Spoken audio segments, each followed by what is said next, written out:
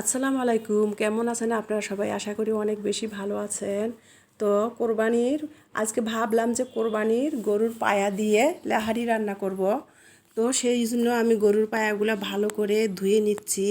গরুর পায়ার মধ্যে বা মাংসের হাড়ের মধ্যে অনেক ময়লা থাকে এই জন্যই যে কাঠের তক্তার মধ্যে যখন মাংসের হাড় কোবানো হয় তখন কাঠের তক্তার অনেক ময়লা বেজে থাকে মাংসের মধ্যে বা মাংসের হাড়ের মধ্যে, বা অনেক সময় মাংসের লোম থাকে। সেই জন্য আমি ওগুলো ভালো করে টেনে টেনে পানি দিয়ে ধুয়ে নিলাম। তারপরে এগুলো এখন আমি ভালো করে ধুয়ে প্রেশার কুকারে একটা দিয়ে দিব। প্রেশার কুকারে এগুলো সব দিয়ে দিচ্ছি।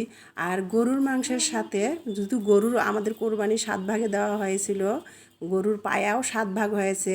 পা কমে পেয়েছি, 3টা মাত্র পায়ের হাড় পেয়েছিলাম। এই জন্য গরুর মাংসের বড় বড় যে হাড়গুলো ছিল সেগুলো আমি ওর সাথে অ্যাড করে দিয়েছিলাম, কারণ মাংসের সাথে হাড় থাকলে তো ওভাবে খাওয়া যাবে না। সেই জন্য আমি গরুর পায়ার সাথে দিয়ে দিলাম। লাহারির সাথে সিদ্ধ হলে সুন্দর খাওয়া যাবে আর কি, নরম হবে। এখানে আমি আদা রসুন, এখানে আমি পেঁয়াজ কুচি, তেজপাতা, গরম মশলা দিয়ে দিলাম। তারপরে আদা বাটা দিয়ে দিলাম, রসুন বাটাও দিয়ে দিলাম। তারপরে আমি এখানে জিরা বাটা দিচ্ছি, যেহেতু আমার হাতে বানা গরম মশলা আছেই। তারপরে একটু কাঁচা জিরা বাটা দিলাম, তারপরে হলুদ দিয়ে দিলাম, তারপরে মরিচের গুঁড়া দিলাম। তারপরে এখানে আমার হাতে বানা গরম মশলার গুঁড়াটা আমি দিয়ে দিচ্ছি। তারপরে এখানে স্বাদ মতো লবণ দিয়ে দিলাম। তারপরে আমি এখন সরিষার তেলটা দিয়ে দিব গরুর পায়াটাতে।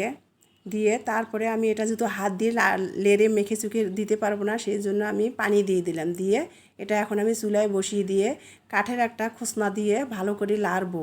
হাত দিয়ে যেহেতু এটা মেখে চুখে দেওয়া যাবে না, যে হাড় বলে, সেই জন্য আমি ভালো করে কাঠের একটা খোসনা দিয়ে ভালো করে নেড়ে দিচ্ছি। তারপরে আমি এটা এখন ভালো করে নেড়ে দিয়ে ঢাকনা দিয়ে মৃদু আঁচে দিয়ে দিব।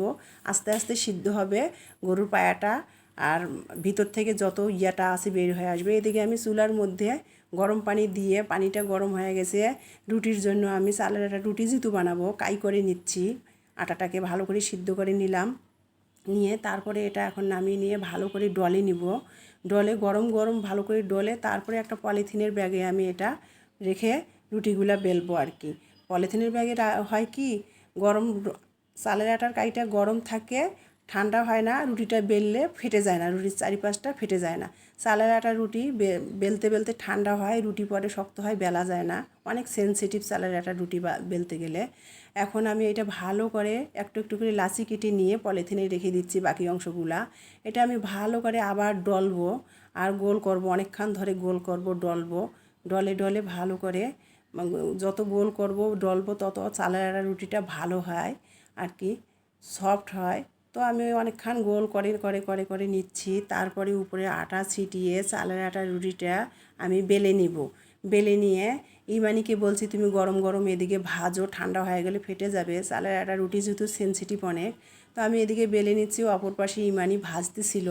তারপরে বললাম যে ইমাকে খেতে দাও, ও যেহেতু গরম গরম লেহারি দিয়ে চালের আটা রুটি খেতে চেয়েছে। তো এদিকে আমি বানাচ্ছি আর ও গরম গরম ভাজতেছে রুটিটা। ভেজে ইলমাকে আমি টেবিলে খেতে দিলাম। আর গরুর পায়াটা যেহেতু আমরা দুপুরবেলা রান্না করছি, অনেকটা খেয়ে ফেলেছি। আর বড় গরুর পায়ার হাড়গুলো ছিল, ওগুলার ভিতর যে ইয়াটা ছিল মজাটা, ওইটা খাবে ইলমা রুটি দিয়ে, এই জন্য আমি রেখে দিয়েছিলাম। রাতে রুটি করে দিয়েছি, ও এখন রুটি দিয়ে খাচ্ছে আর বলছে আম্মু ইয়াম্মি, অনেক মজা হয়েছে। গরুর পায়ার সাথে চালের একটা রুটি অসম্ভব খাবার একটা। আসলে ও খাচ্ছে আর বলতেছে আম্মু এর মধ্যে মজাটা আছে, চুষে খাবো। মজা করে ভিতরের মজাটা চুষে খাচ্ছে গরুর পায়ার, আর এদিকে রুটি খাচ্ছে। আমার ভিডিওটা যদি আপনাদের ভালো লাগে, ভিডিওটা প্লিজ দেখবেন। আর ভিডিওটা দেখার জন্য আপনাদের সবাইকে ধন্যবাদ। ভিডিওটা এই পর্যন্ত। আল্লাহ হাফেজ।